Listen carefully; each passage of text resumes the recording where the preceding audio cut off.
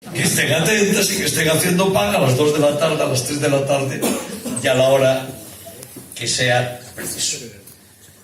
El éxito es de todos, es de la ciudad, porque esta es una gran ciudad y tiene una inmensa pegada turística.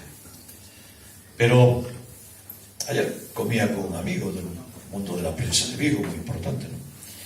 Y le conté algo que me dijo una señora en la calle Príncipe. Bueno, como os podéis imaginar, yo en la calle Príncipe hablé con todo el mundo, porque aquello se convirtió en estarse 40 días paseando el Príncipe para arriba y el Príncipe para abajo, ¿no? Y una señora, sobre los 50 años, que paró. Entonces, hablamos, yo le expliqué, bueno, hablando, ¿no? Le expliqué y le dije, bueno, es que el dinero que dedicamos a luces, comparado con el retorno, es una cifra inexistente, es minúsculo. El retorno que esto tuvo, comparado con el gasto que hicimos en luces, sería el mejor negocio de toda la historia de la humanidad.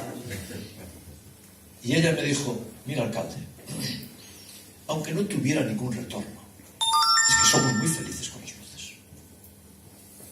Es que la ciudad lo disfruta.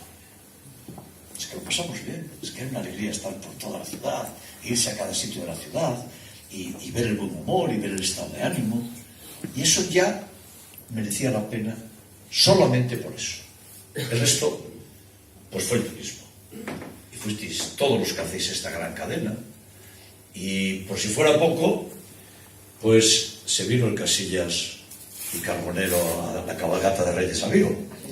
Ahora le enviamos un abrazo a Casillas desde aquí, pero no fueron a Madrid, ni fueron a Sevilla, ni fueron a Barcelona, vinieron a Vigo.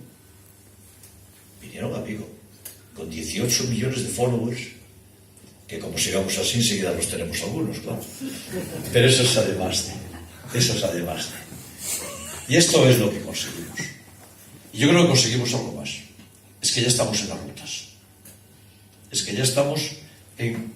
Cuando hay un fin de semana libre, voy a ver qué hay en Vigo para irme a Vigo.